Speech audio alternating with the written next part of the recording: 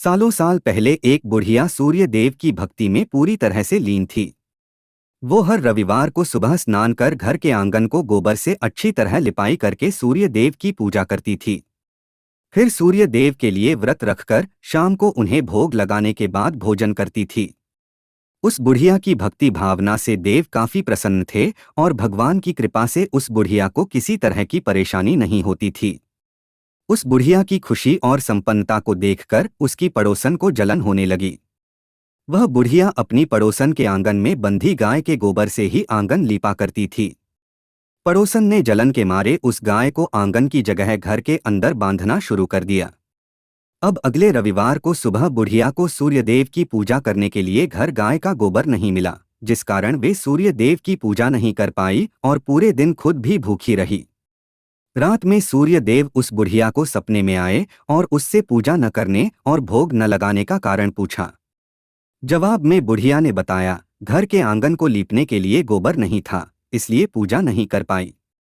पूजा नहीं की तो भोग भी नहीं चढ़ाया। बुढ़िया की बातें सुनकर सूर्यदेव उनसे कहते हैं कि मैं तुम्हारी भक्ति से प्रसन्न हूँ, इसलिए मैं तुम्हें एक गाय दे रहा हूँ। वो तुम्हारे घर को धन से भर देगी। यह कहते ही सूर्यदेव उसके सपने से चले गए। अगली सुबह जब बुढ़िया की आंखें खुलती हैं, तब वह देखती है कि उसके आंगन में एक सुंदर गाय और बछड़ा बंधा हुआ है। यह सब देखकर वह हैरान हो गई।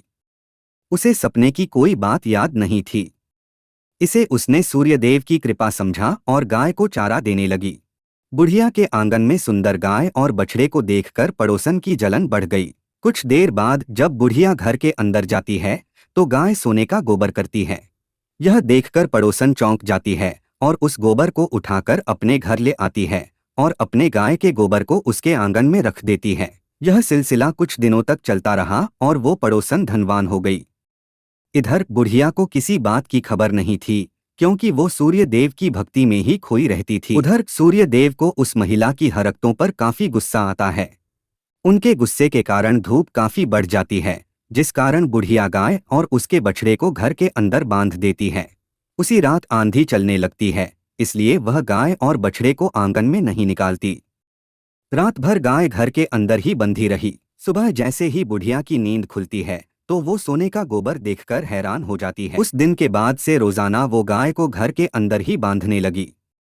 गाय के सोने के गोबर से बुढ़िया धनवान हो गई, जिसे देखकर पड़ोसन को और जलन होने लगी। पड़ोसन ने जलन के मारे सोने का गोबर देने वाली गाय के बारे में उस नगर के राजा को बता दिया। राजा को जैसे ही सोने का गोबर देने वाली गाय का पता चला तो उन्होंने तुरंत सैनिकों को भेजकर उसे महल लाने के लिए कहा। जब सैनिक बुढ़िया के घर पहुंचते हैं तब वह सूर्यदेव को भोग लगाकर खुद भोजन करने के लिए निवाला उठाने ही वाली थी कि तभी सैनिक गाय और बछड़े की रस्सी खोलकर उन्हें अपने साथ ले जाते हैं।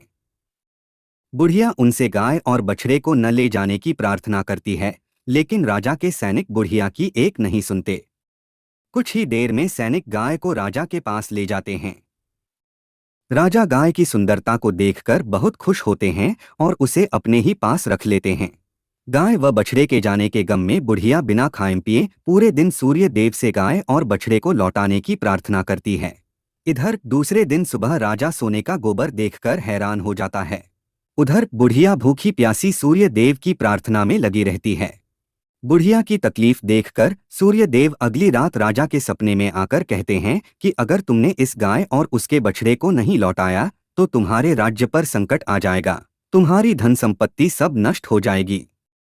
सूर्यदेव की बातें सुनकर राजा की नींद टूट जाती है। दूसरे दिन सुबह वो बुढ़िया को गाय और बछड़ा लौटा देते हैं, साथ ही उसे कुछ धन भी देते हैं और उसकी पड़ोसन को सजा देते हैं। सूर्यदेव की इस चमत्कारी गाय और बुढ़िया पर उनकी कृपा को देखकर राजा पूरे नगर के लोगों को हर रविवार सूर्यदेव की पूजा करके व्रत रखने के लिए कहते हैं। तभी से ही रविवार के व्रत का चलन शुरू हुआ और राजा के पूरे राज्य में खुशियां ही खुशियां छा गईं। कहानी से सीख, दूसरे के प्रति द्वेष भाव रखने से खुद की ही हानि होती है। जीवन में जितना हो सके सामने वालों की मदद करनी चाहिए।